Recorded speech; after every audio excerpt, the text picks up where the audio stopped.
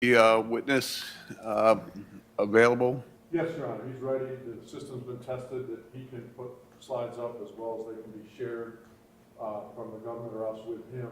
It seems to be working.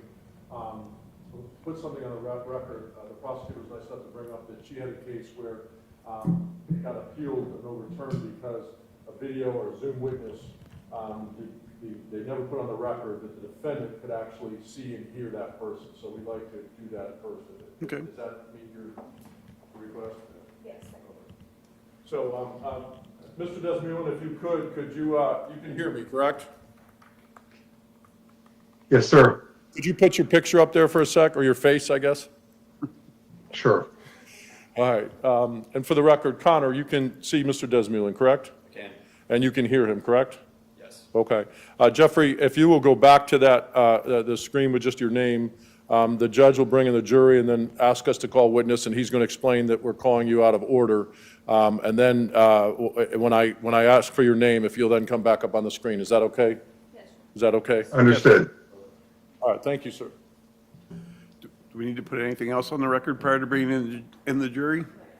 All right. All right, let's go get him.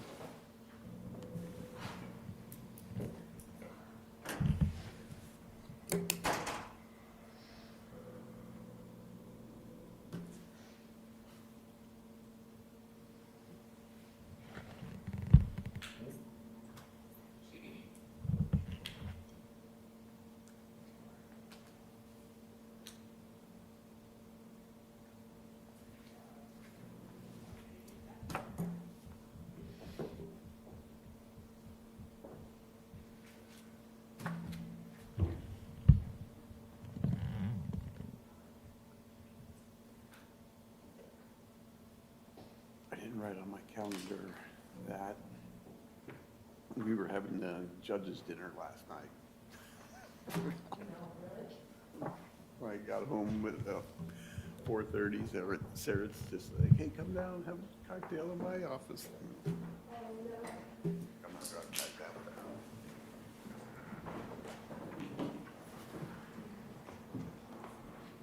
All rise.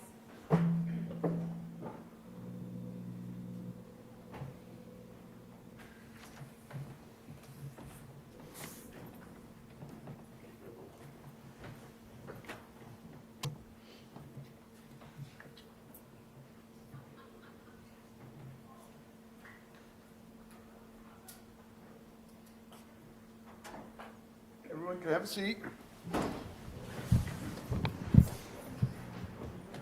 How's everyone doing? Have a good evening last night? Perfect. What we're going to do this morning is we're going to take a defense witness out of order, given the scheduling conflicts and those kind of things. So this is not part of the state's case in chief, but it's in fact the defendant's case in chief. And are there any witnesses on behalf of the defense? Yes, Your Honor. First, with the court's permission, because of the Zoom aspect, may I question from over by the witness stand? You may. Remember to look into the cameras. Mine won't be on it, unfortunately. Oh, okay, I see what you're saying. Your Honor, on behalf of Connor Grubb and the defense, we would call Jeffrey Desmulin to testify via Zoom, Your Honor. Mr. Desmulin, can you please, can you raise your right hand? Do you solemnly swear or affirm under penalty of perjury your testimony in this case will be the truth, the whole truth, nothing but the truth? Yes, sir. And you may inquire. Good morning, sir. Could you please state your name and spell your last name for the record? My name is Jeffrey Thor Damelin, and it's spelled D-E-S as in Sam, M-O-U-L-I-N. And sir, do you want me to call you Jeffrey or Doctor? Jeffrey is fine. Okay. Jeffrey, I appreciate you modifying your schedule. So the ladies and gentlemen, jury know it's about 6:30 your time, correct? Yes, sir. And where are you located in? Vancouver, Canada. Okay. And sir, Jeffrey, could you please tell the ladies and gentlemen of the jury a little bit about yourself and Principal GT Scientific, the company that you work for? Sure. Let me just help you with that by sharing my screen. everybody hear that okay? Yes. Yes.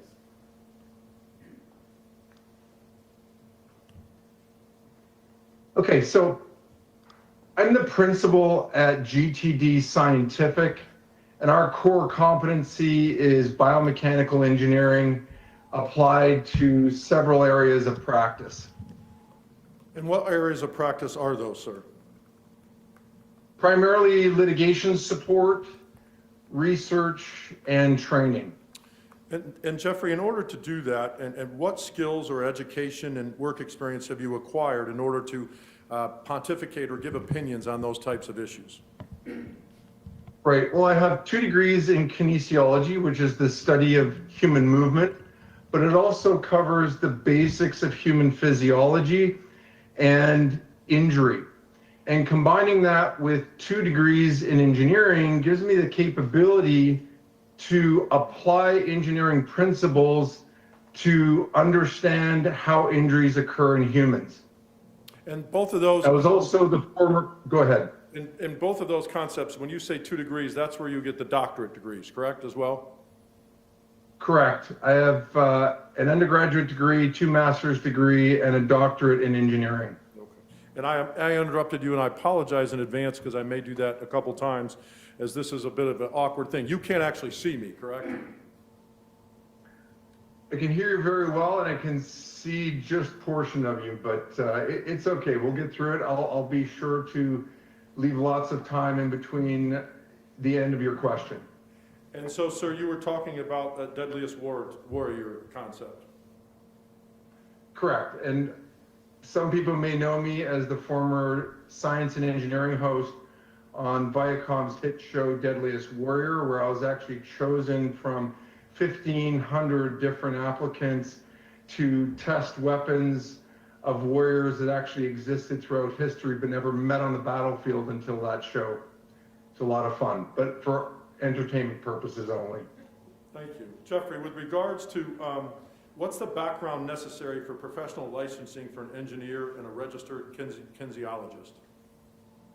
Right, the education and background that I just went through garners me the background to become licensed as an engineer here in British Columbia, as well as become a registered kinesiologist with BCAK.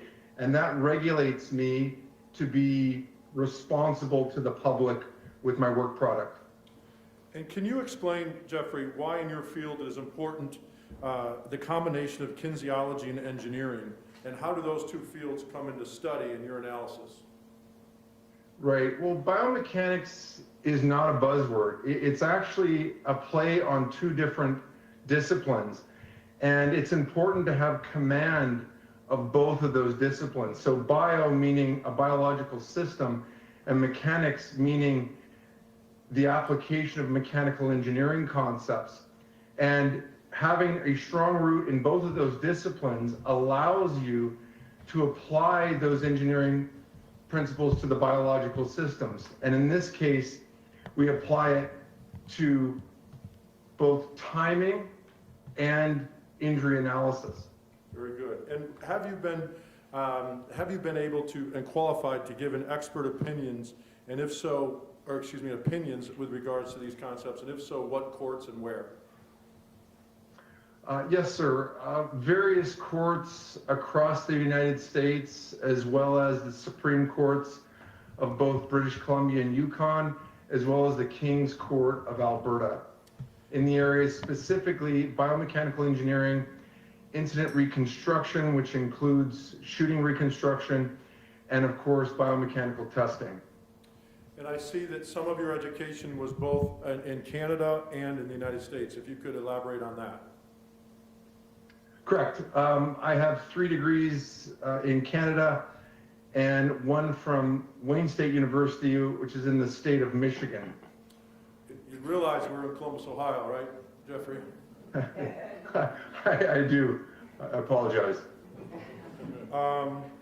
We got in contact with you, correct? Yes, sir. What did we ask you? We gave you some evidence from the prosecutor's file. What did we ask you to look at and determine if you could be helpful in this case?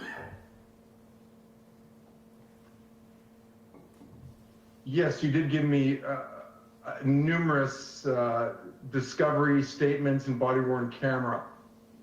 And were you able to come to any conclusions based on your review of the discovery and the cameras and the body-worn cameras and the other videos in this situation? Yes, I was. What are those conclusions, and could you go over them just in generally with the jury? Sure. I'll read them verbatim, and they're on the screen now. And the first conclusion was Connor's ability to move out of the travel path of the vehicle.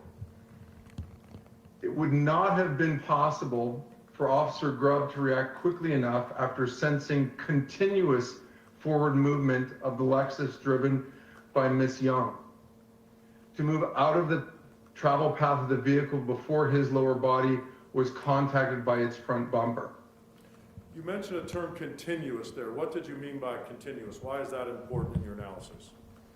Well, there's no contention that there was an initial lurch of that vehicle and then it came to a stop. And so I'm talking about the second continuous movement as it accelerated away from its parking position. Okay. So that, we'll go over that in more detail for the ladies and gentlemen of the jury, but that was part of your analysis in that first conclusion, correct? Correct. And what about the second conclusion? If you could go over that with the ladies and gentlemen of the jury that you made. And the second conclusion was the risk to Connor of serious injury. So had the Lexus driven by Miss Young reached a speed of 20 miles per hour or higher while Officer Grubb was being carried on its front hood, he would have been at risk of serious injury, including the possibility of bone fractures and traumatic head injury. Okay, but what, you're not saying that the car was going 20 miles an hour. What if it was less, 16, 12, or something of that nature? Correct. I'm not saying that it was going. I'm just saying that that was as we'll see later on, it was a data point within the Lexus information that I garnered. And so it was conservative in that respect. But even at 10 miles per hour, which is approximately 4.4 meters per second, equivalent to a standing fall, may not cause skull fracture, which is easy to visualize, but in many cases would cause traumatic brain injury.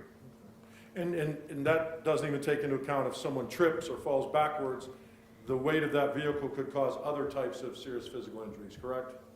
If one was caught underneath it. Correct. You mentioned that you've taken the stand and given opinions in both state and federal courts in the United States as well as international courts. How many times do you believe you've done that with these concepts in this type of analysis? Well, it always involves biomechanics, and I'd say approximately a dozen times. Okay. Have you ever worked for the prosecution on an analysis and given an opinion based on your analysis? Yes, sir. Have you worked for defense attorneys as well? Yes, sir. Okay. So you've kind of seen it in both angles, correct? Correct. I assist to the best of my ability on the objective evidence available to me. And Jeffrey, how much experience do you have consulting on use of force cases involving law enforcement concepts with the biomechanics and kinesiology?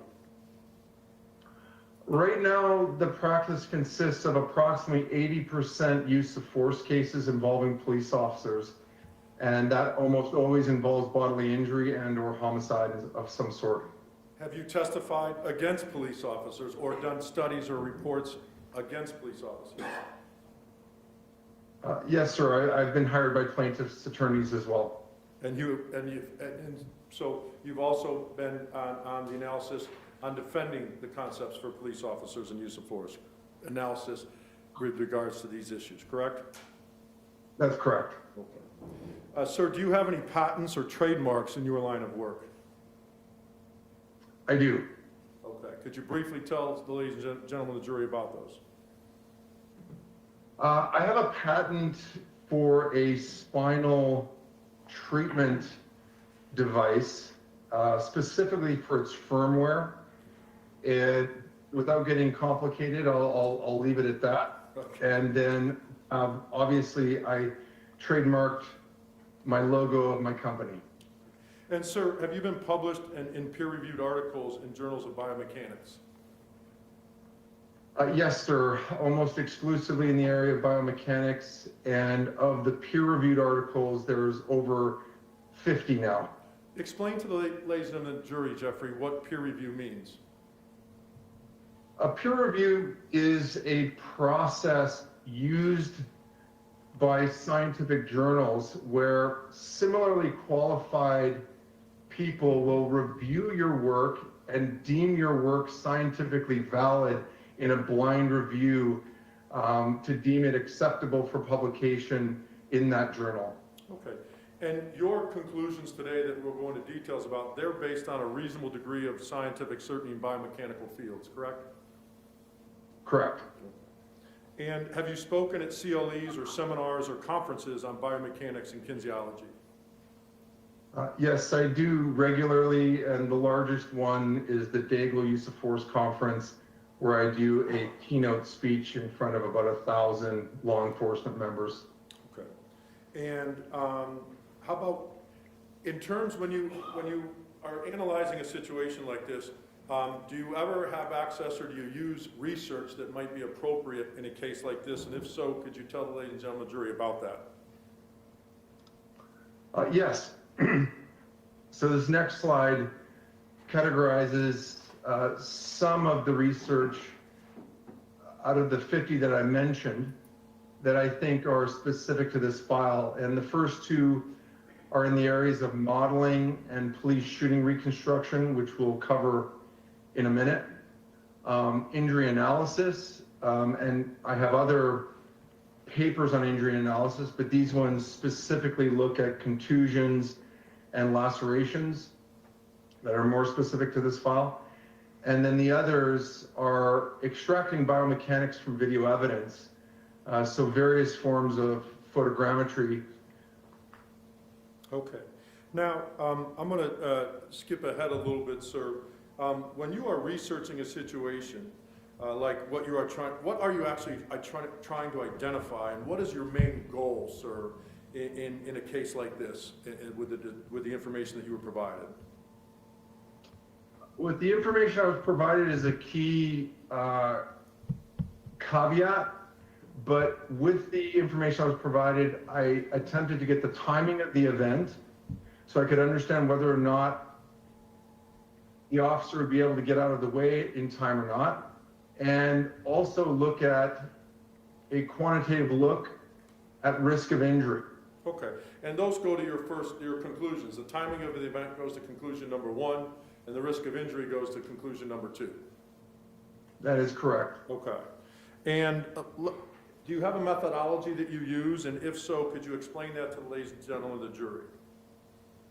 I do, and this has been published in both magazine format and scientific literature format, and this is what you're viewing here in this image here, and it always starts with a Kickstarter and case material as provided by the client. Then we go on to define injuries, and in this case, my specific task was looking at the interaction between the vehicle and Officer Grubb, so the defined injuries was more specific to him.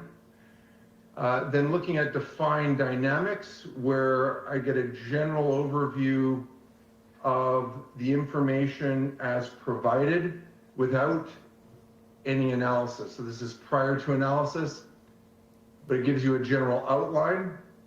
And then we go into analysis and try to answer the questions that have been asked. And then we discuss that as it's consistent with independent data, and not just independent data within the case material, but also independent data within literature. And from that, then I have data-driven conclusions showing consistency with that independent data. Thank you, Jeffrey. And did you follow that methodology in this analysis? Yes, sir, I did. And did you prepare a report with your findings or opinions, so to speak? Yes, sir, I did. Okay. What materials did you use and mainly focus on in order to come up with your opinions? Well, as you all know, there was a very large amount of material in this file, but I primarily focused on the 4 videos, a general overview of what had happened through the prosecutor's summary, and independent research with respect to injuries. Okay. And how did you analyze the videos? Could you explain that to the ladies and gentlemen of the jury? I synchronized them to get the timing of the events. Can you explain what synchronization is and how you did that, Jeffrey? Sure. So synchronization is looking at visual cues that are clear within 2 different cameras. So here I'm looking at this child pushing a cart that can be seen just bridging the shadow on the asphalt.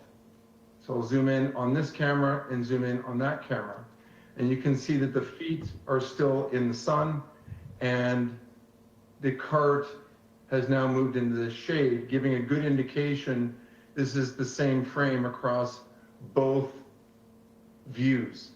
Okay, let me interrupt you for a second. So for the record, the view on the left of the screen is the view from the prescription parking lot, correct? From the correct. pharmacy camera. And the view, the other view is the view from behind the situation facing the opposite direction, correct?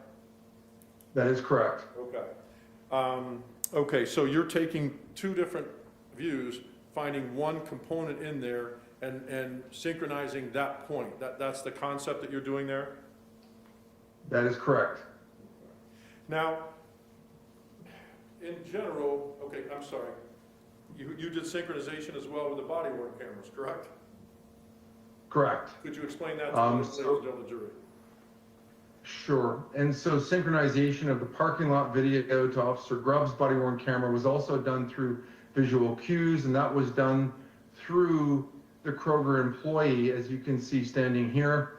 Not only through the push phase of her gait cycle, as you can see pushing off with her right leg in both views, but also by counting the number of steps from her original standing position. So I'll just blow those up for you so you can see what I'm talking about. And then despite those visual cues, you can also use audio, and I'll show you what I mean in the next slide. If I can interrupt you, I apologize. So so the record's clear. No worries.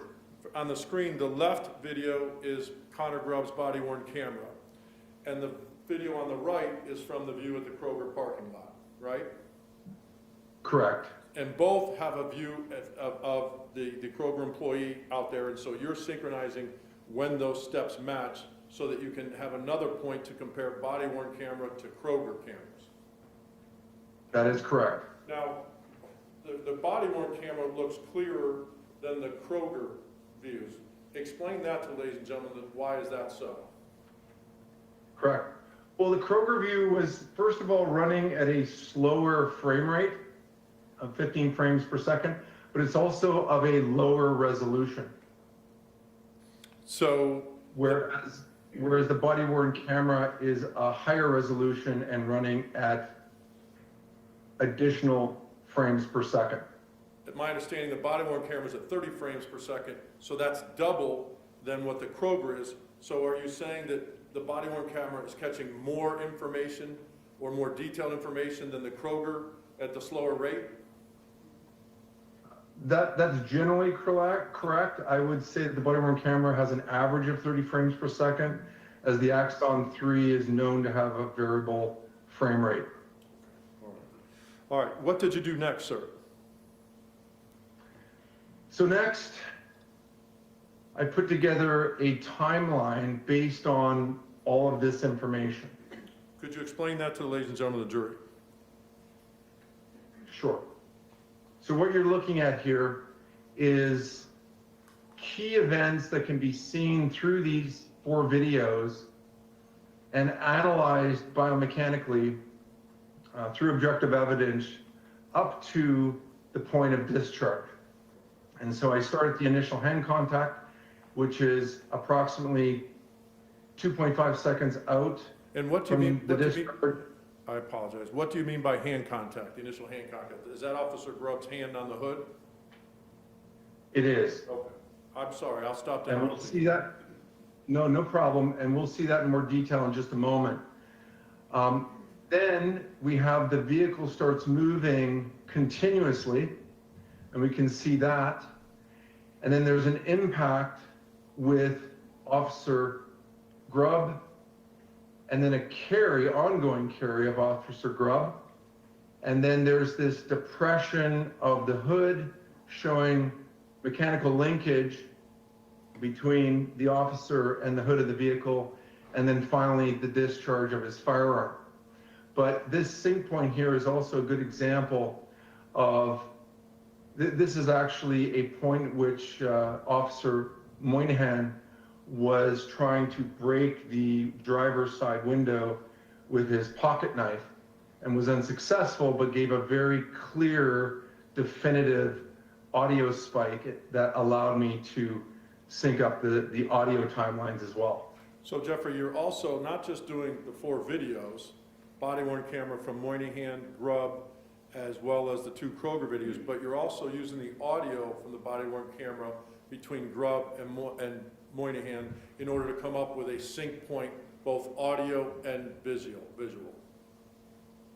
Correct. And what is that point? Is that the line in the graph there, the sync point? Correct, right here that I'm indicating with my cursor and is labeled sync point.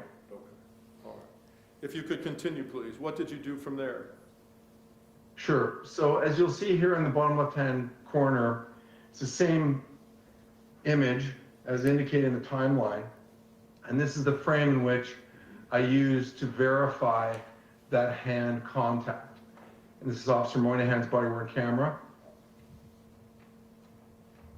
This is the point of initial movement of the vehicle. And I've backed it up to 12.776 just for some context. And you'll see it lurch forward, okay? But this is the beginning of the continuous movement, okay? And I think everyone in the courtroom can see that that's occurring. Now, you mentioned a term 12.776. That's the frame count after that you started with regards to the analysis, correct? 12.776 is the frame that you're seeing. Okay. From the parking lot video. Okay. And I apologize. Continue, please, Jeffrey. It's okay, because the numbers are slightly different in the report, so I don't want to confuse anyone. So in this image, you're actually seeing the impact. And this is interesting because I want to spend some time here, and I'm just going to loop it.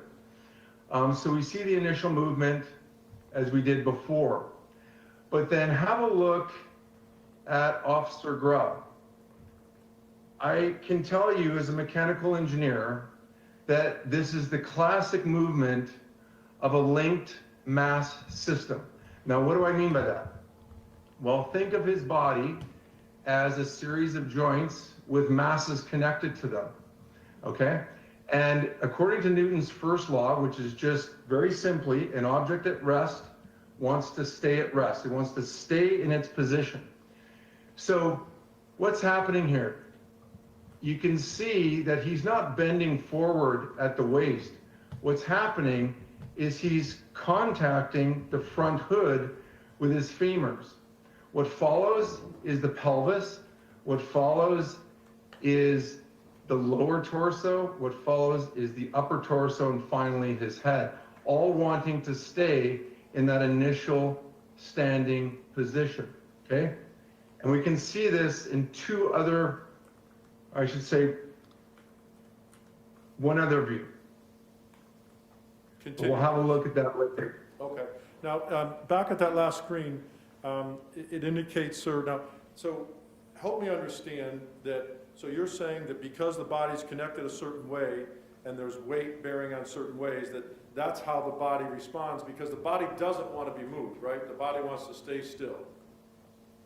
Correct. Newton's basic law. And there's no forward movement of the torso indicating him leaning forward. What's happening is the pelvis and the femurs are moving with the vehicle, and the rest of the body is being forced to move with it. There's no forward movement there. It's actually all moving backwards, but just one segment at a time. And you're basing that, what you believe you're seeing is on the biomechanics and the kinesiology together, correct? Correct. Now, there's a time that keeps coming up there, 0.47 seconds. What does that mean, Ms. Jeffrey?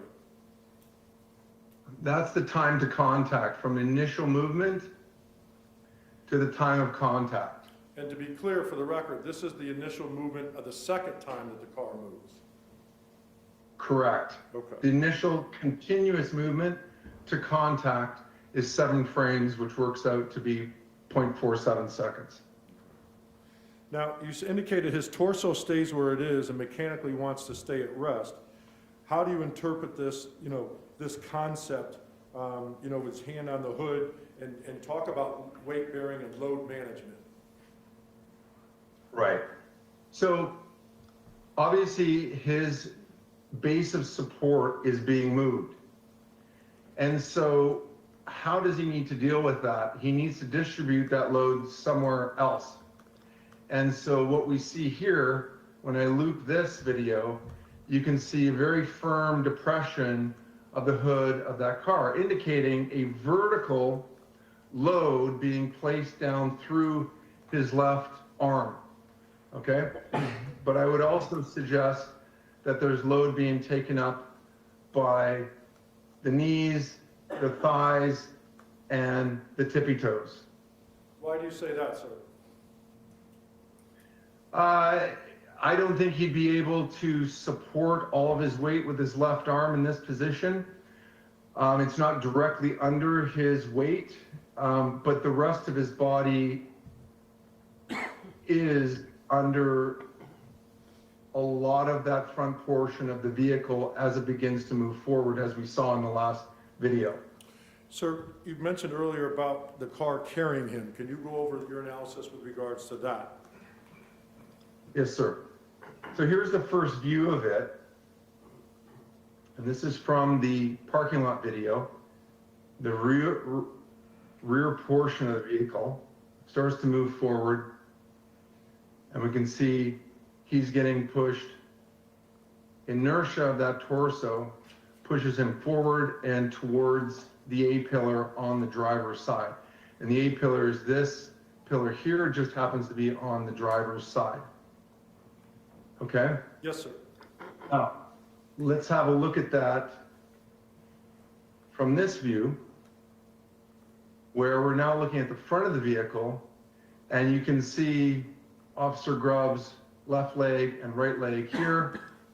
As I play this forward, you can see that there's some movement there, but those are clearly not steps, even though this is a low resolution video.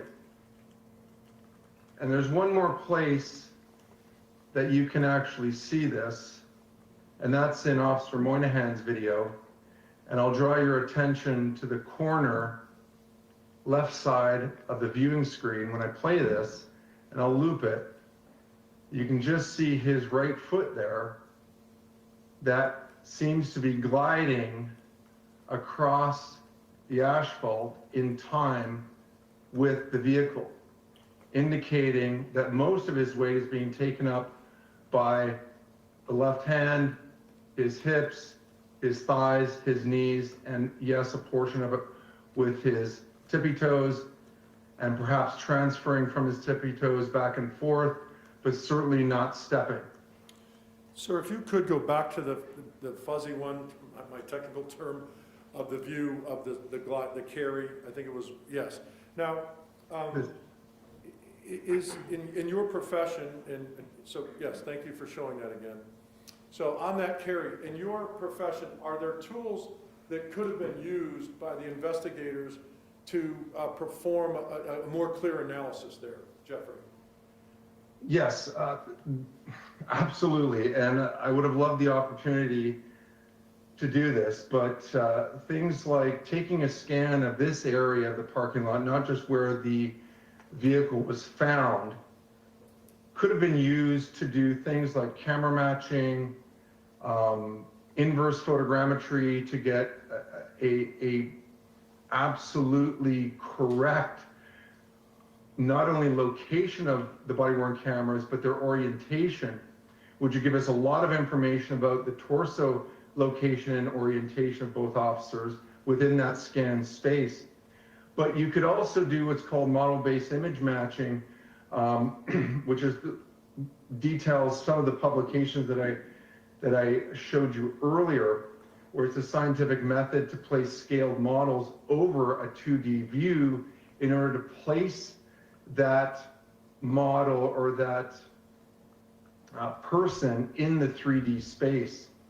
And once you have that, you can start to determine whether his legs, based on where his pelvis is, can his feet actually be on the asphalt. For example, maybe his tippy toes would be able to, but maybe his heels would not. Understood. And that's important if you're trying to determine load bearing. And I'm sorry, I walked on you. No, I walked on you. Jeffrey, so had a proper scan been done at that car area where the picture is, you would have had a little bit more precise, but so you've done the best that you could here, correct?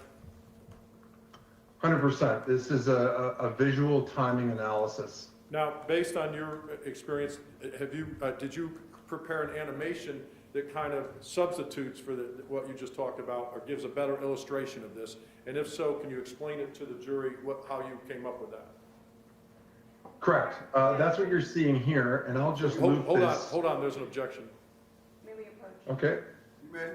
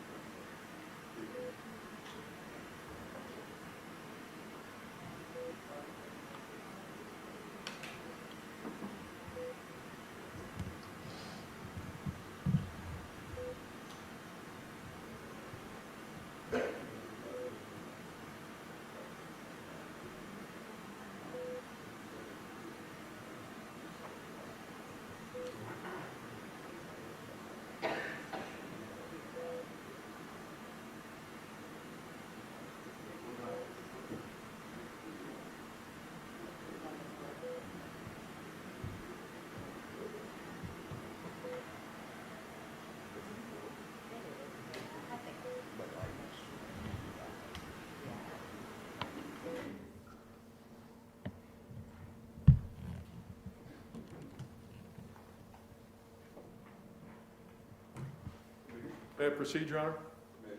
Jeffrey, once again, if you could just give the basics to the ladies and gentlemen of the jury, why you did this and what it illustrates and the calculations that went into it. Sure. As I previously mentioned, I would have preferred to have the opportunity to use photograph. For purposes of the jury, this is merely demonstrative. It will not be admitted into evidence. Okay. I'll explain, and that's what this is doing actually. This is trying to get the concept of the load-bearing concept that I was describing earlier. It just gives you a visual aid to that. So if I run this is not meant to be camera matching or model-based image matching, but I can tell you this is a model of the Lexus, and this is a scaled model of Officer Grubb, which is important for some respects because it shows you the contact between the front of the vehicle and his lower limbs. But this generally gives you, this left-hand side generally gives you the view from the parking lot video, and on this right-hand side gives you a general, sense of what I'm trying to convey of what's happening in the pharmacy walk-up video in front of the vehicle. Thank you, sir. If we'll go on to the next. It's my understanding, in your first conclusion, you're indicating he didn't have time to move out of the travel path of the vehicle, correct? No, sir. And you can see by this close-up, this is just another look at it, where the contact with his knees, and it's important to understand he's scaled here, and that is a model of the vehicle. It's just another look at it. You can see the depression of the hand that I'm trying to convey there. That there's movement, yes, there's toe touching, but there's no real weight bearing or stepping going on there. Okay. And sir, in regards to he didn't have time to move out, explain the concept of avoidance and how you came up with that aspect. Sure. So avoidance was taken from Patla et al. 1993. And this study is very interesting because what they measured was the weight captured by both feet, or I should say by one foot, standing still. And as you can see, and as you would expect, when they're standing still, 50% of their body weight is located on one of their feet. And then after giving a visual cue, Your Honor, objection.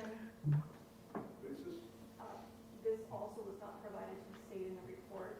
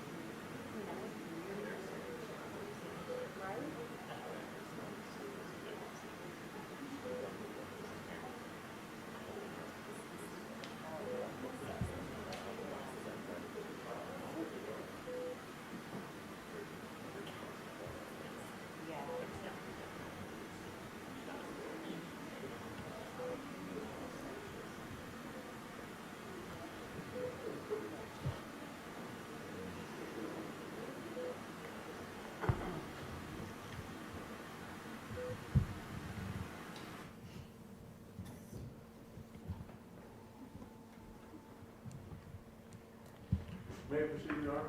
You may.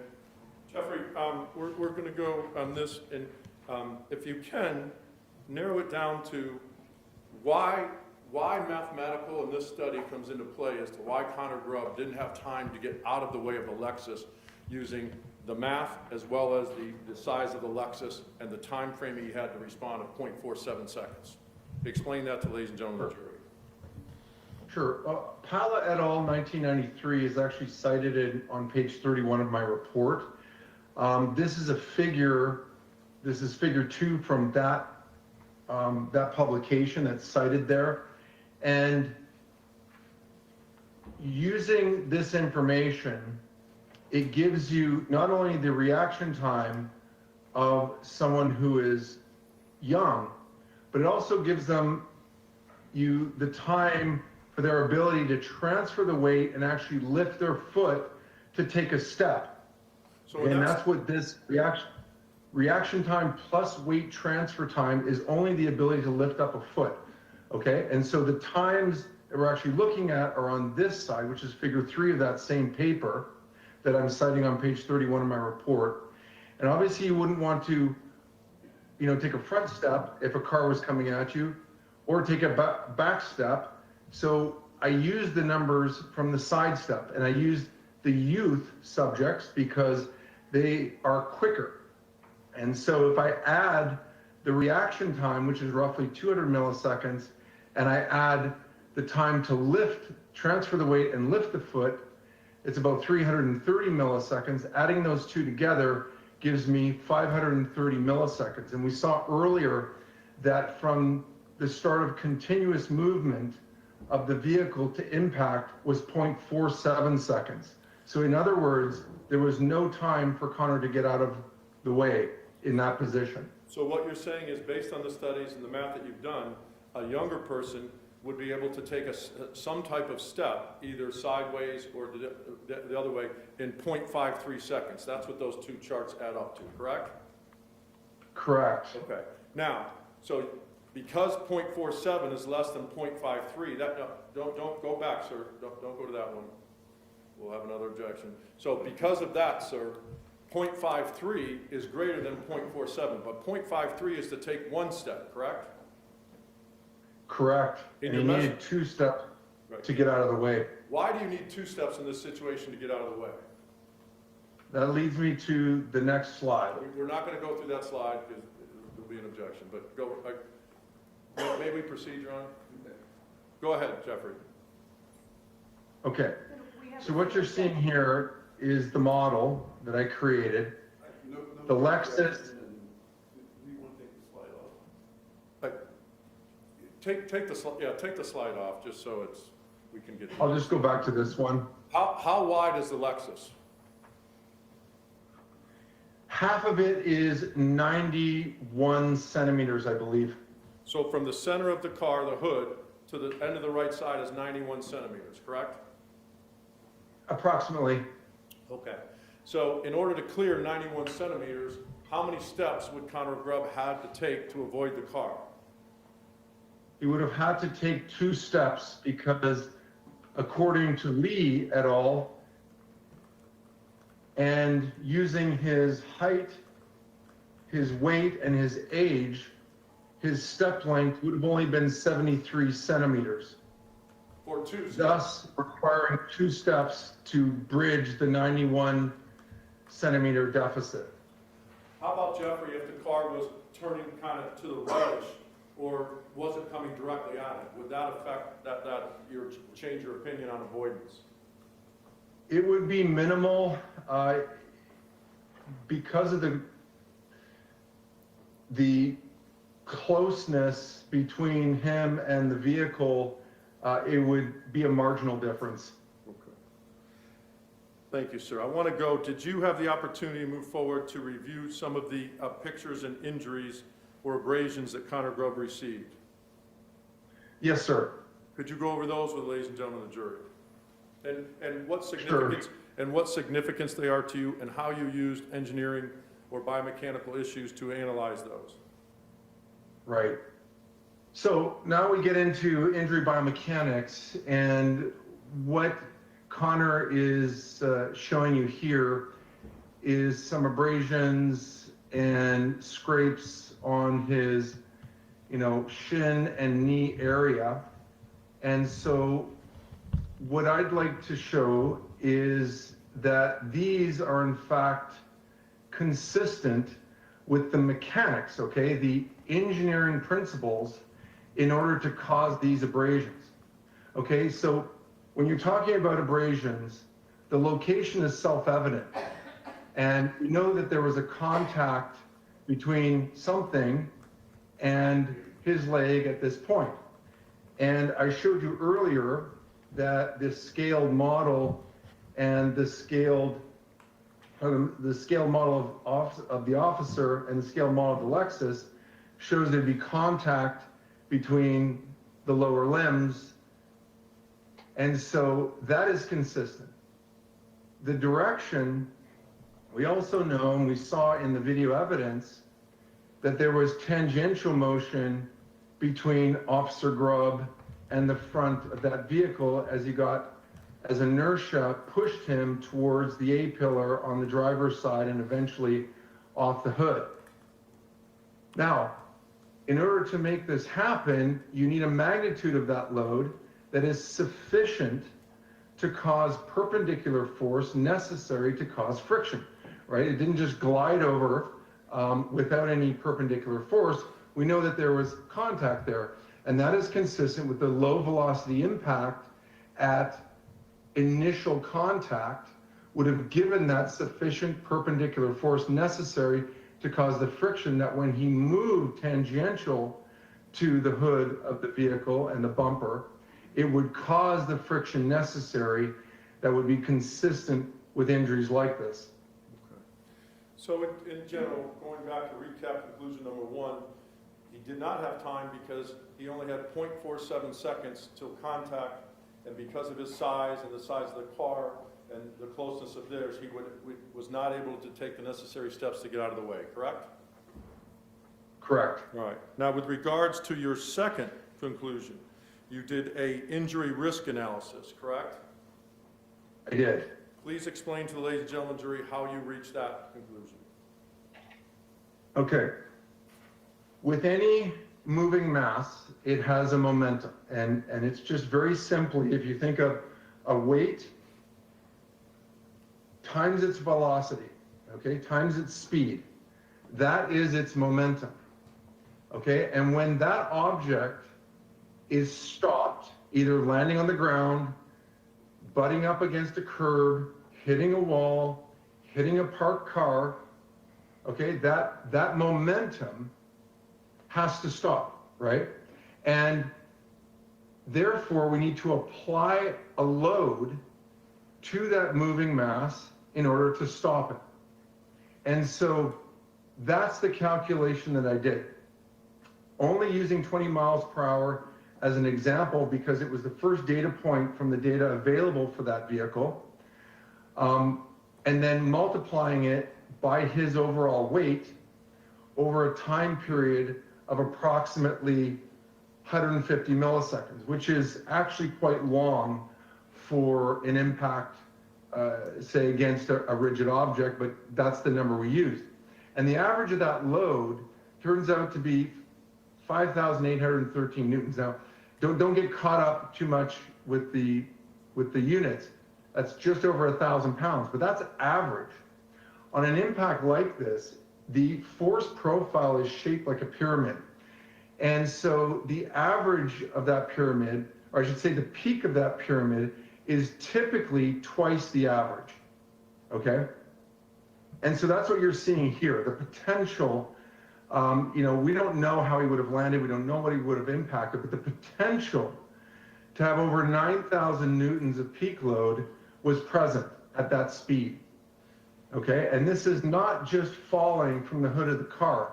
I think you don't need to be a mechanical engineer to understand that when you're thrown from a vehicle or the car, it's a combination of falling from the hood of the vehicle as well as the speed you've been thrown at, which is equivalent to the speed of the vehicle at the time you leave it, okay? And that's what this potential load is looking at. And now I compare that, I can go to literature, biomechanical literature, that looks at loads necessary to cause specific injuries. And in this slide, you'll see, I look at skull fracture, back of the skull, okay? Is certainly possible for that to happen. Front of the skull, possible for that to happen. And it's also important to understand that with these injuries especially, carries a high risk of morbidity. But also note just how much higher the potential load is to, say, a femur fracture. And if we were to get a bilateral femur fracture, that's considered a serious injury. Okay? And so, go ahead. No. So what you're saying there is this: you did a risk analysis of a potential risk based on the math and based on the car, because the car, it's my understanding, that car can go from 0 to 20 miles per hour in 1.8 seconds. Am I correct on that? Correct. This is the data I pulled from, and the first data point was 0 to 20 miles per hour in 1.8 seconds, as you see here. But you're not saying that the car was going 20 miles per hour in that video or anything like that, but that's a data point that you use to illustrate the potential risks. Correct. But it's also important to know, as we discussed earlier, that even at 10 miles per hour, which would be roughly 4.4 meters per second, that, while the potential of injury there might fall below some of those skull fracture numbers, the potential for serious traumatic brain injury would still be present. And again, you realize in this case that there was no serious physical injury. You're just giving the ladies and gentlemen jury an assessment of the risk based in this situation that could have happened. That is correct. Okay.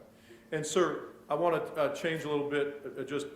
You've had the opportunity to review Mr. Bauer's reports, correct? Briefly, yes. And there's a situation where you're talking about certain frame numbers, and Mr. Bauer's talking about the same concept but different frame numbers. Can you explain that to the ladies and gentlemen jury, why that's not uncommon in these types of analysis?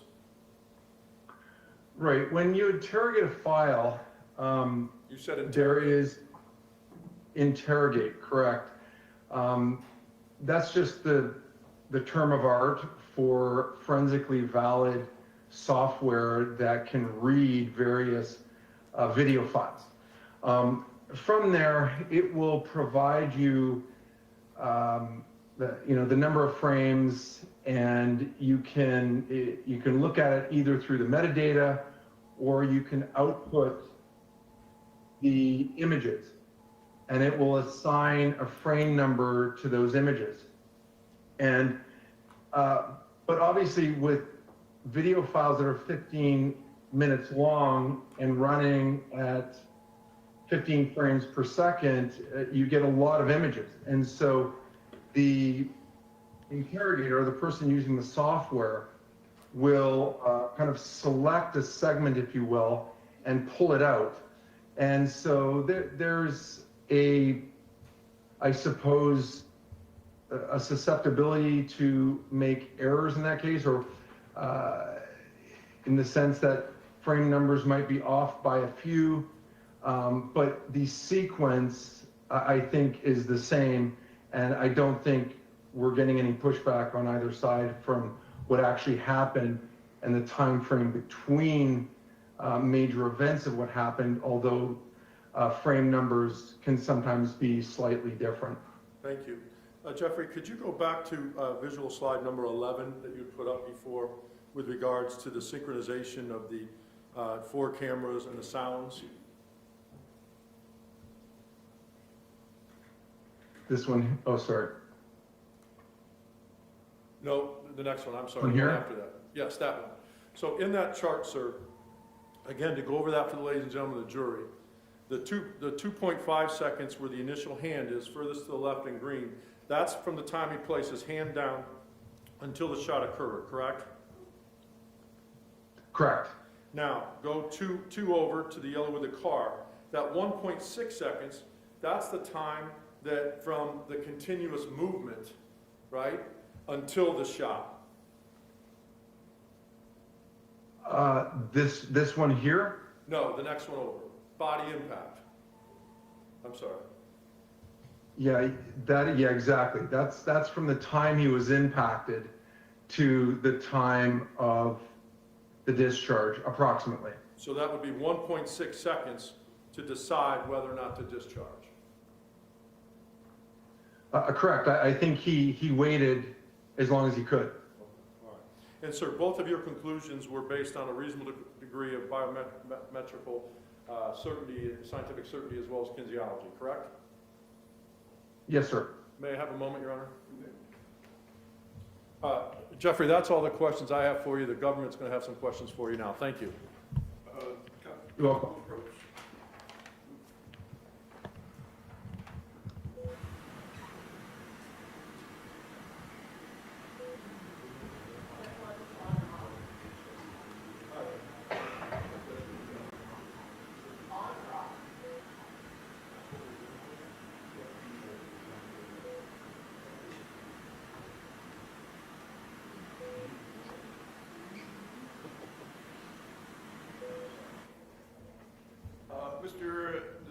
Evelyn, can you remain on the line?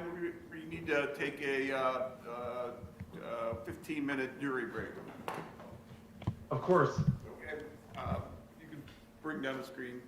Ladies and Yeah, just put your gentlemen, name up again, Jeffrey, and then mute it. Yeah, just put your name up, take down the chart, put your name up, and then we'll mute it. all right, ladies and gentlemen, we're going to. You should see my name now, correct? No, we still see the chart. There you go. Okay.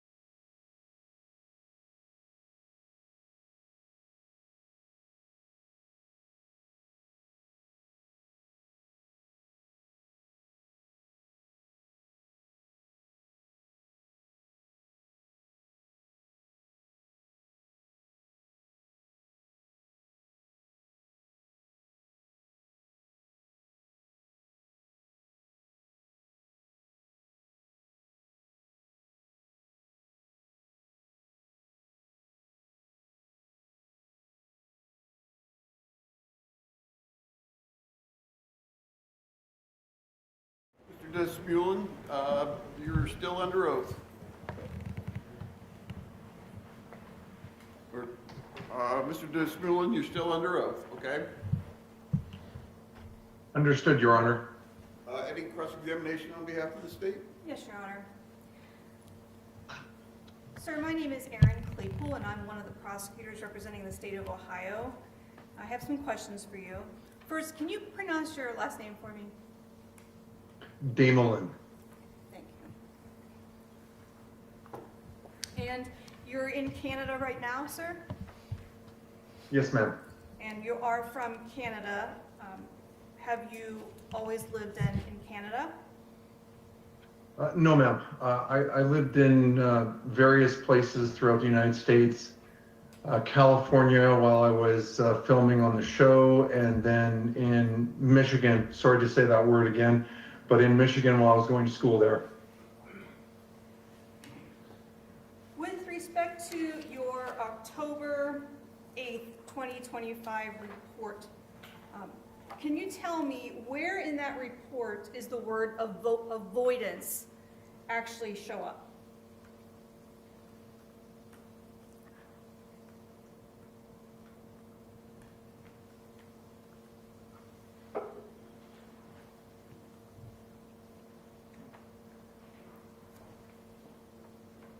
It's actually in a news article in my CV that's attached to that. But as far as the report itself, avoidance does not appear. And so in your report that was provided to the defense, who provided them to us, would you agree you did not have any information in the body of a report about this concept called avoidance, which you testified to today? No, if you look at page 31 of my report, looking at analysis, it looks like it's the third sentence down, and I quote, "A study investigating the time required to lift one leg in response to a visual stimulus found that the average time for young adults was approximately 0.53 seconds for a sidestepping." My question was, So- when did you put the word avoidance in your report? It was a good way to encapsulate that concept when I was making the presentation for direct. And when did you make the slides that you had with this simulation? When were those created? That would have been most of it yesterday or the day before. It was very, very soon. So they were not part of your report that was turned over to the defense on October 8th, 2025. Not on October 8th, no. Let me go back to your background, sir. In your background, I don't see anywhere that you've listed that part of your experience is in crash data retrieval. Would you agree with that? If you're talking about black boxes from like event data recorders from vehicles, I would say that's correct. And would that also include then electronic data retrieval? You don't list any experience in that in your report? I typically don't do that. That's done way before we get involved in any files. Okay. So you're not certified in crash data retrieval, are you? No, ma'am. And you talked about data from the car that was kind of vague. What were you referring to? I looked up the VIN and found some acceleration data involving that make and model of vehicle. So you're not referring to any information from that exact Lexus. You're just looking at something on the internet? It's specific to that make and model, but not that particular vehicle. That's correct. I just wanted to make that clear. Also, in your background, you talk about having experience in incident reconstruction, which includes shooting reconstruction. But would you agree that there's nothing listed in your background as to experience in automotive or crash reconstruction? Oh no, we do a lot of crash reconstruction actually. And there's publications in my CV that attest to that. But you didn't list that as one of the areas specific to this matter on page 5 and 6 of your report, did you? I believe I did, actually. Let me take a look.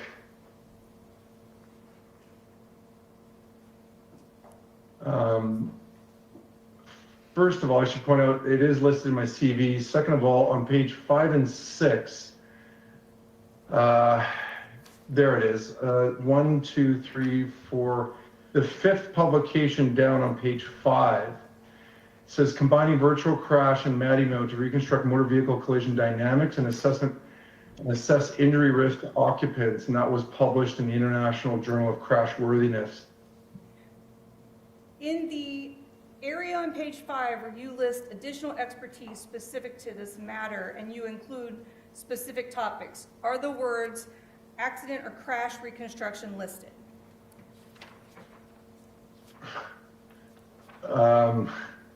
Well, reconstruct motor vehicle collision dynamics is exactly what you're speaking of, ma'am, although it's different words. And it was published in the Journal of Crashworthiness, so I think that qualifies. So you're saying it just shows up in an article that you listed, but not in your specific That's bulletin? a scientific journal, ma'am. I'm asking Not an you- article, it's not a press release, it's not a magazine, it's Do not speak over each sorry, other. sir.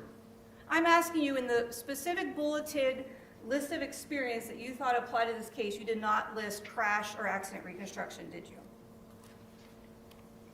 Again, same answer. It would be covered by that scientific publication. It's not a press article. It's not a magazine article.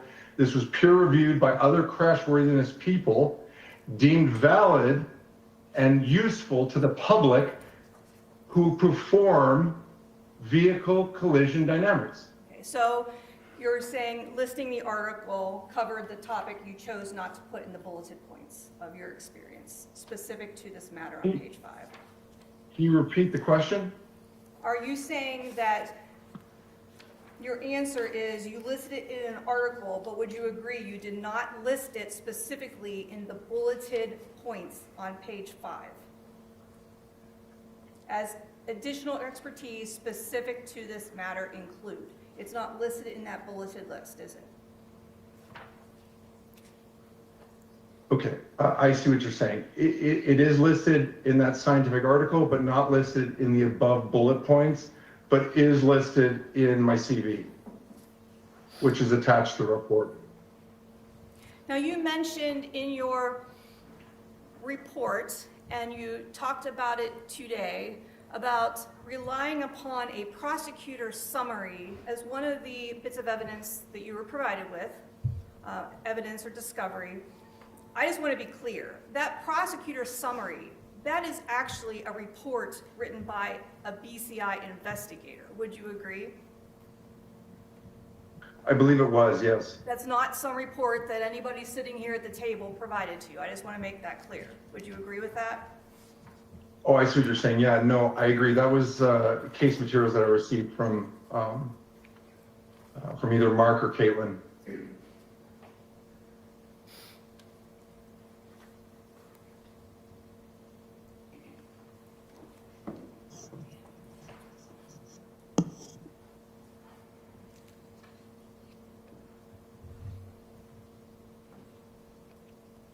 Am I going to be able to share my screen?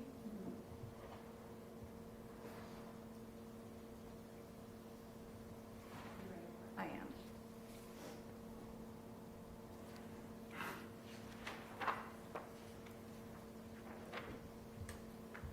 Doctor, can you see the slide on the screen with the 4 pictures? I can.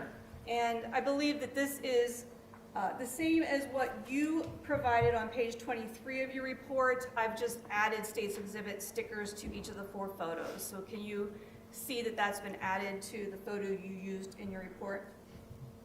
Correct, I see that. Now, when you talked about the injuries sustained to Officer Grubb, would you agree that that is under the section Define Injuries, number 6 on page 23 of your report? It just goes through the defined injuries is just a look at what injuries might become important in the analysis section. But yes, that's where that image is located. And with respect to your report, you actually just wrote, "It is possible that Officer Grubb sustained the scratches as the Lexus turned right and his body slid to the right of the vehicle, causing his legs to scrape against the front of the vehicle." Were those your words, that it is possible? That's true. It's consistent with the engineering evidence available to me, but there's other ways he could have received those injuries. And Correct. that would include falling to his knees on a sidewalk or pavement, wouldn't it? Also possible. And did you see that when you reviewed both the body-worn camera videos of Sergeant Moynihan as well as Officer Grubb? Did you see him fall to his knees? I saw him kneeling several times. Okay, so he was kneeling. Did you also see where Officer Grubb went to the ground and had to push himself back up with his hands on his own body-worn camera? I did see his hands in the glass, yes. But you didn't include the other possibility of him going down to the ground in your report, did you? No, I did not. But you're saying that that is a possible way the injuries to his legs were applied. It's possible.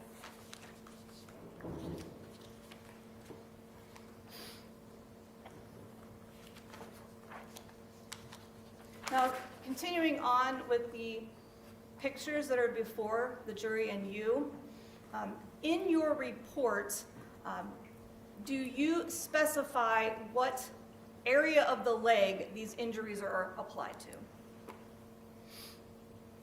They're in the knee and shin area. And so do we see that in your D, State's Exhibit 55?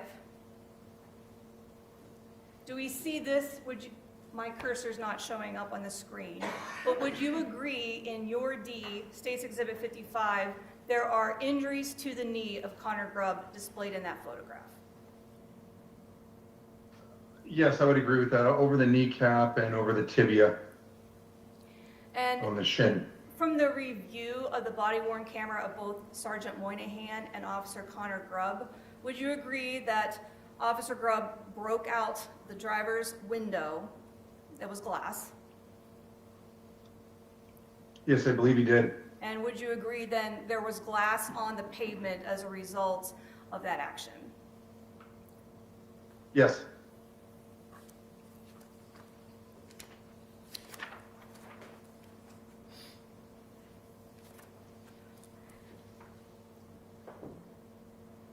Doctor, in your report, you mention the video that you used to make your figures.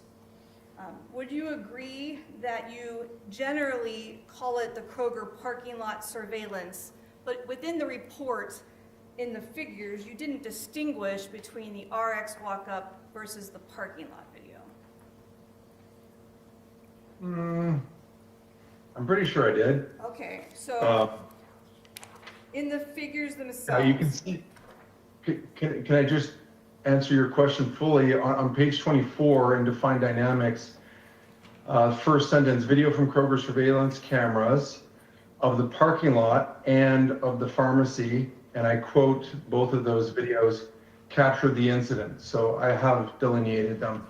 But then when you refer to the figures, you just use Kroger parking lot surveillance, is that correct?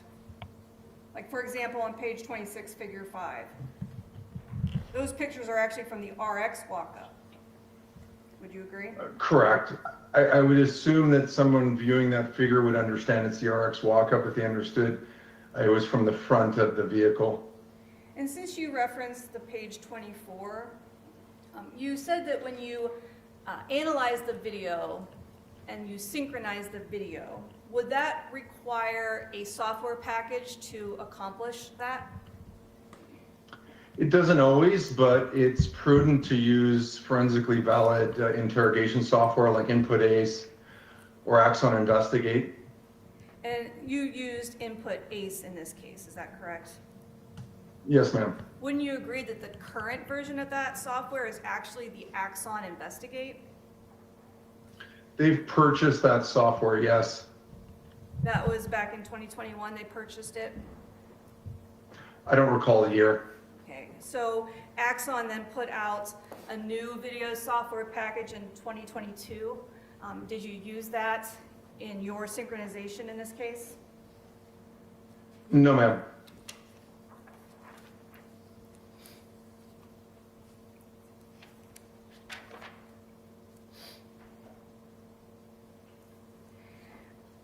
Doctor, on page 25 of your report, you state that Officer Grubb appears to be lifted onto the front hood of the Lexus soon after it begins to move. Would you agree that that wording is subjective? No, because there's a physical depression of the hood, and that means load is going through his hand in a vertical direction, which would tend to lift him mechanically. So I say seen because it would have been nice to do some other measurements here, but I didn't have that ability. But through kinesiology and engineering terms, there's a vertical load there that would act to lift him. So that's what I'm speaking to. That's what I'm referring to. So when you are It's just saying it's not quantitative. when you were saying that it appears Officer Grubb was lifted onto the front hood of the Lexus, you're basing that on the body-worn camera and Officer Grubb's left hand on the hood?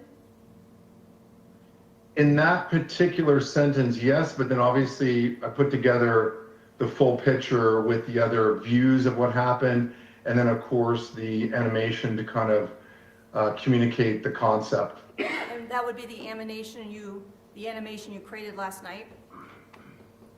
I didn't create that last night. That was a few days ago, but maybe even last week. But yeah, it was relatively recent. And do you understand that that was not turned over to the state of Ohio?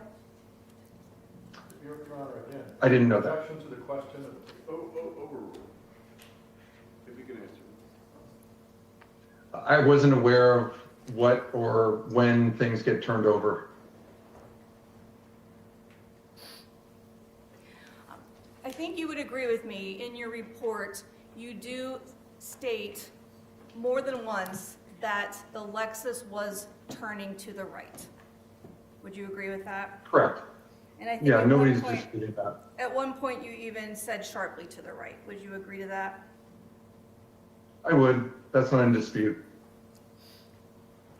Now, you did not mention in your report the time when on the videos Officer Grubb is seen walking in front of the Lexus, did you? No, ma'am.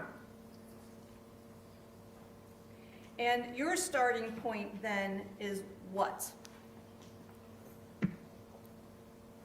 The hand, as we saw in figure 3 of my report, it starts with the initial hand contact. Those are the major events that I wanted to capture to the point of discharge. You don't include as a major event then Officer Grubb walking in the front of the car? No, I don't, because I'm not a police procedures expert. I wouldn't know how to interpret that. It's just a walk to me. Well, is Officer Grubb walking and then standing in front of the car an event captured by multiple videos that you reviewed? Yes, that's not in dispute.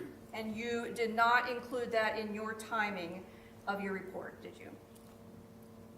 No, ma'am. And then in your report, you talk about this continuous movement. I think the defense attorney today was trying to clarify that. Would you agree that in the videos, the Lexus moves, stops, and then moves again? Yes, and we did speak on that in direct, I believe. Okay. Do you touch on that in your report? The stop? I don't recall.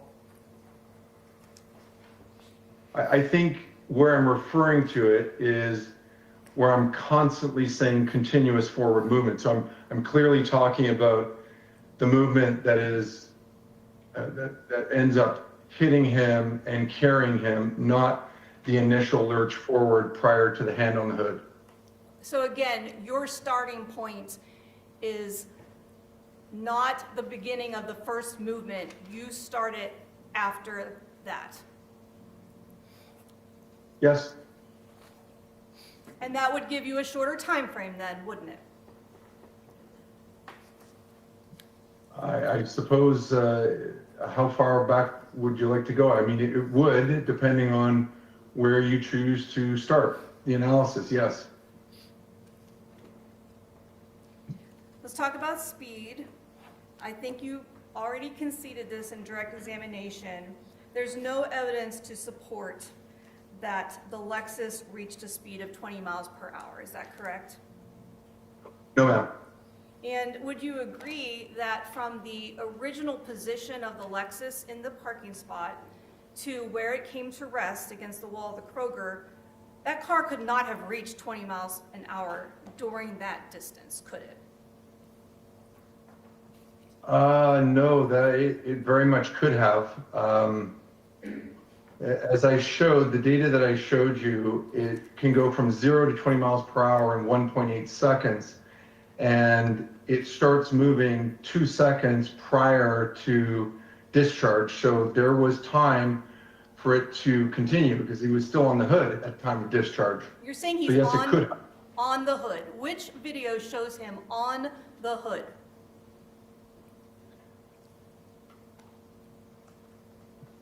Is his torso I on would the say a hood? combination of all the ones that I showed you during direct that say carry. Is his torso on the hood of the car in any video that you examine? It's being supported by his left hand, which is on the hood. So when you say Officer Grubb is on the hood, you mean his left hand. Is that correct? His left hand, which is applying a load that's supporting his upper body, as well as other parts of his body like his pelvis and thighs and knees and tippy toes, as I mentioned. Now, in Officer or Sergeant Moynihan's body-worn camera, would you agree there's no point where you see both of Officer Grubb's feet off the ground?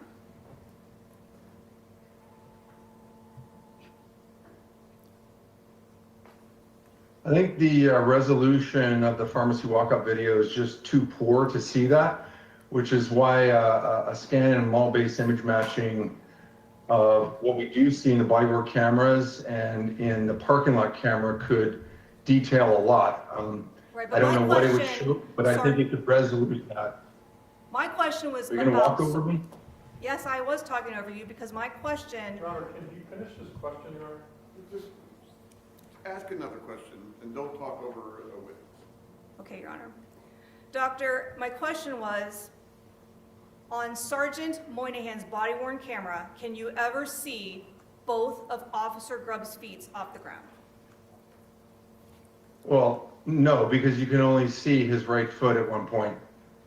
And you're saying then, even in the RX walk-up video, are you saying that's the video that shows both of Officer Grubb's feet off the ground? You're mischaracterizing my testimony. I never said that. Okay, so I'm asking you, can you see on the RX walk-up video both of Officer Grubb's feet off the ground at the same time? And I was explaining to you before you interrupted me before that no, the resolution of that image is so low that you can't see that. You can see some movement of his legs. You see the tippy toes in one hand, and I think this file would have benefited from a scan in that region and model-based image matching, which wasn't done. And like I say, I don't know what that would resolve, but I think it would have been useful.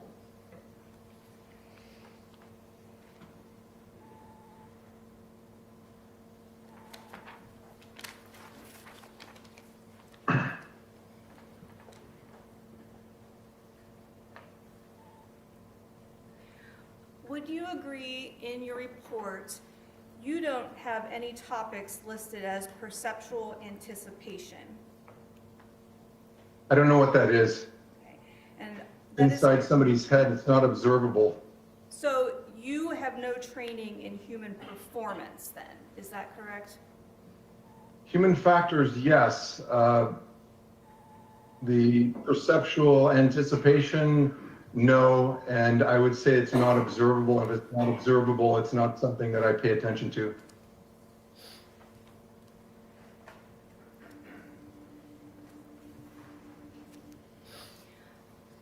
Doctor, when you reviewed the body-worn camera of Officer Grubb, would you agree that Takaya Young is visible in the body-worn camera when Officer Grubb is in front of the car? Yes, I believe they both saw each other, yes. And would you agree that, is one of the items that you were provided with, would that have been Officer Grubb's typed statement? His what? Typed statement. Thank you. There was an enormous amount of materials. I don't recall exactly, but I do recall a statement that either summarized by him or typed by him, stating that he was lifted off of his feet and could see, I believe he said he could see her, So if that's what you're getting at. well, I also want to know, did in that typed statement, I'm not sure if you remember reviewing it, didn't Officer Grubb say he was essentially aiming for center mass? I believe I recall reading that, yes. And in your review of the Officer Grubb body-worn video, would you agree that in order to aim for center mass, the hands of Takaya Young would have been visible to Officer Grubb? Objection, Your Honor. If he knows, overruled.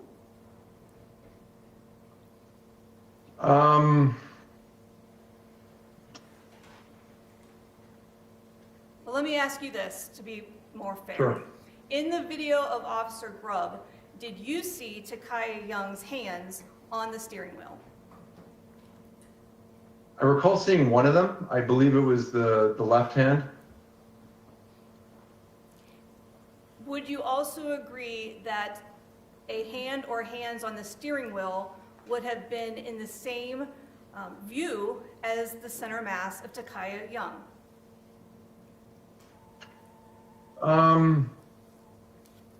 Now you're getting into shooter perception, and I believe Connor said that he doesn't remember using his sights, which is quite common for a shot that close. So I couldn't say. I think there's a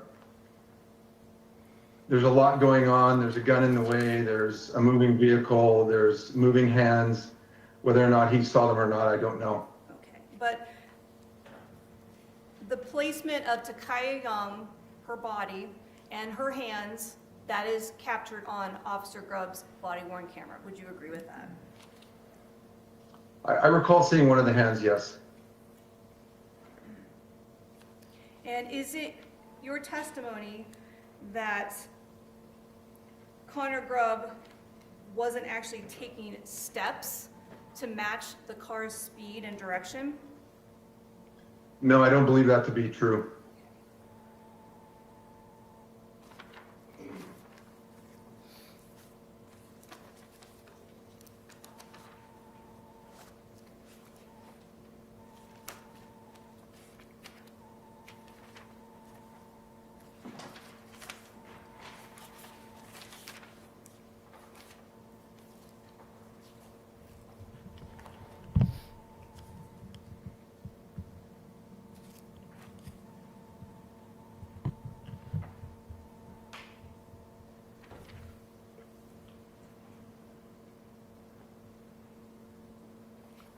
I have no further questions, Your Honor.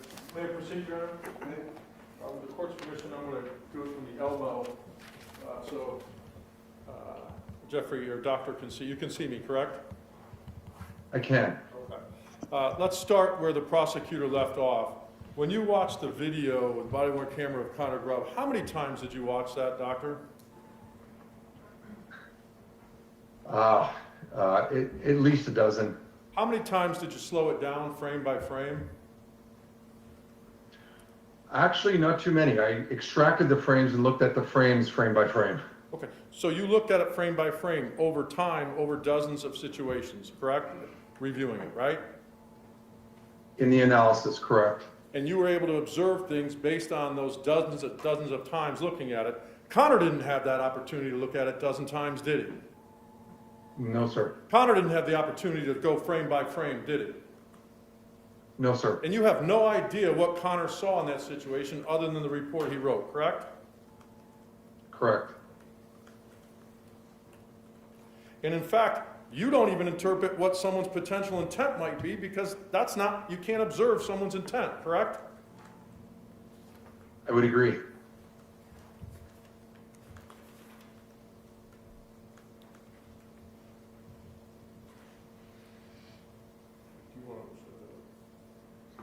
you want to set that up to feed him? Ms. Stevens is going to set something up. I'll ask some other questions, okay, while she's doing that. Okay.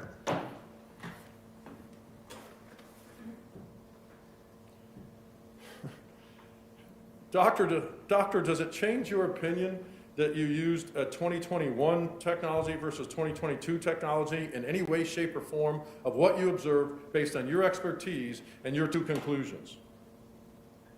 No, sir. I have taken many courses using Input ACE. It was a forensically valid tool back then, and so it's a forensically valid tool now. It just happens to have some updated features, I would presume. Doctor, in terms of why was it so important for you to start your analysis with continuous movement? Explain to the ladies and gentlemen of the jury again what that means and why you chose that aspect. Because that would have been the point at which contact occurred. It's conceivable that if someone lurches a car forward and then stops it, that they're going to remain stopped if there's a human in front. Thank you. Let's do a little wordplay now. It seems like there's wordplay here, okay? Okay. Conclusion number one was you indicated that he didn't have time to get out of the way. Does get out of the way also mean sidestepping? Yes, sir. Does get out of the way mean avoidance? Yes, sir.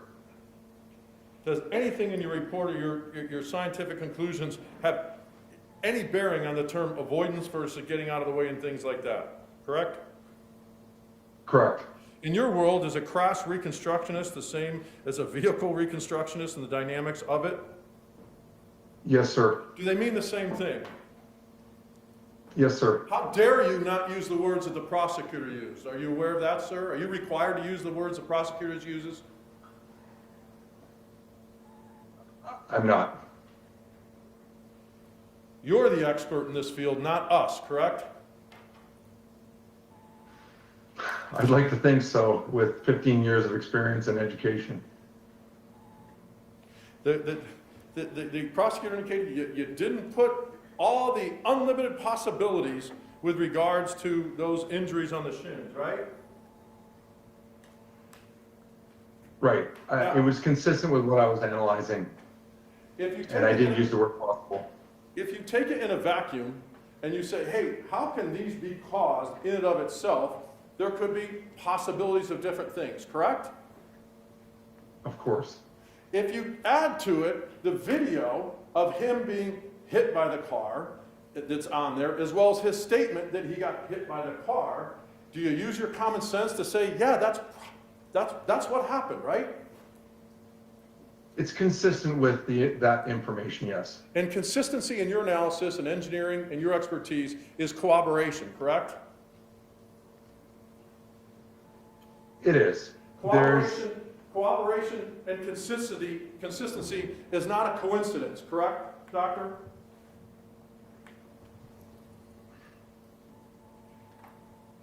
If there's 3 requirements to create an injury, and we have multiple videos that confirm that contact. It's a scenario that you can't deny. Hypothetically, there's a picture of Sergeant Moynihan in this case with blood on his leg. Okay, you with me? Yes, sir. There's a picture of Connor Grubb in this case with blood on his leg. Neither of those legs, and the fabric is torn on the legs, okay? Are you with me? I believe that to be Titus blood, yeah. Hypothetically, Connor Grubb tells people, I got hit in the shin area, right? Hypothetically, they both were kneeling on the glass doing life-saving measures, both Sergeant Moynihan and Connor Grubb. You with me? I am. Sergeant Moynihan, hypothetically, was doing life-saving measures 3 or 4 times as long as Connor Grubb in the exact same area with the glass. Are you with me? I am. Lo and behold, Sergeant Moynihan has no injuries in his shins. Does that shock you? It's not surprising. Those pants are thick. Correct, but Connor Grubb would have them, but Moynihan didn't. The difference in the hypothetical is one got struck by a car, one didn't, right? Correct.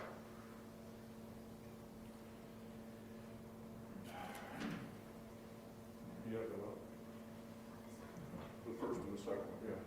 That one and the next one. I'm sorry? I can't.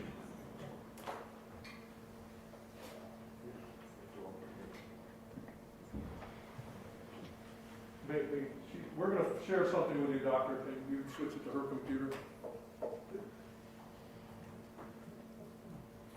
All right. The prosecutor asked you about Sergeant Moynihan's body-worn camera, right? That view's to the side, correct? The views to the side? I mean, the body-worn camera is facing a certain way, right? Okay, sure. Okay. And I think you said on cross-examination that it wasn't the best view of his feet. On those feet there, do you see some feet in the air, or one definitely in the air? Yeah, she asked me if both feet were in the air at any time through this view, and I didn't recall it, but again, one foot is clearly in the air, the other foot is on the ground, but on the tippy toes, as I discussed. Let's take a look at that same foot. What's that? Where's that foot now, Doctor? Tippy toes. How about the next one, Doctor? Off the That ground, appears right? off the ground. Wow. Off the ground. So at some point, 2 feet were off the ground, correct?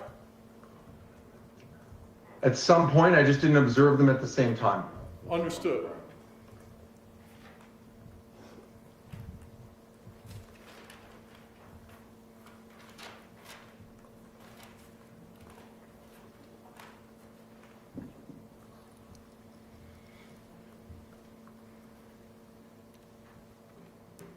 Now, you don't comment on the time that the person walked in front of the vehicle and stood there because it doesn't enter into your analysis, correct?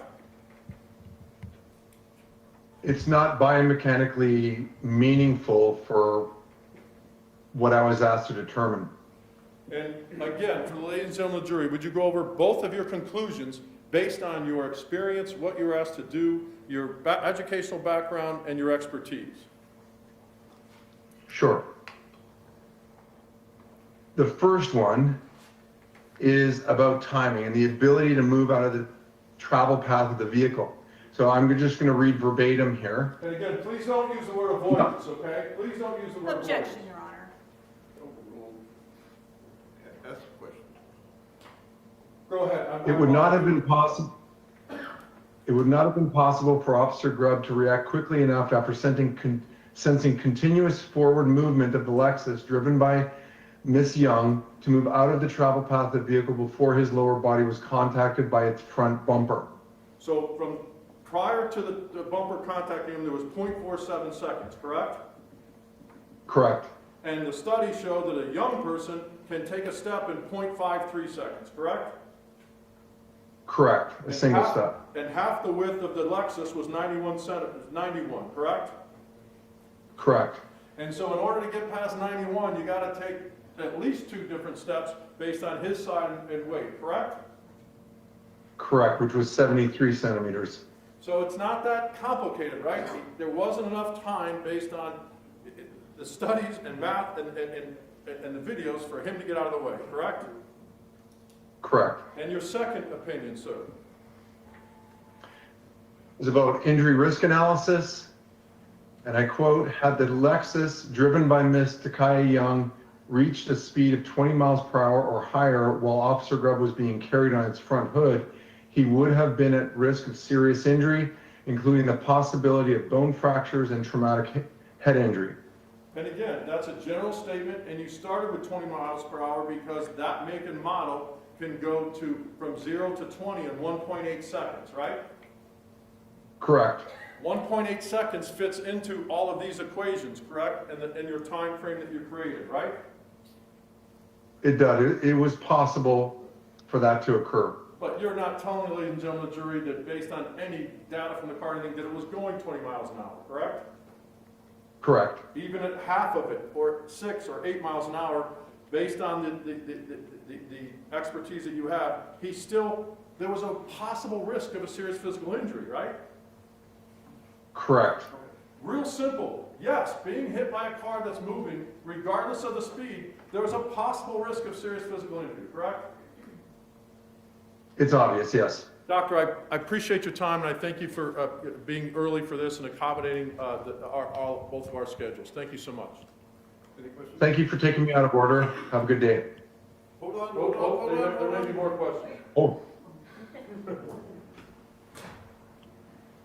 I have no further questions. All right, now you can go. Thank you. thank you. One approach.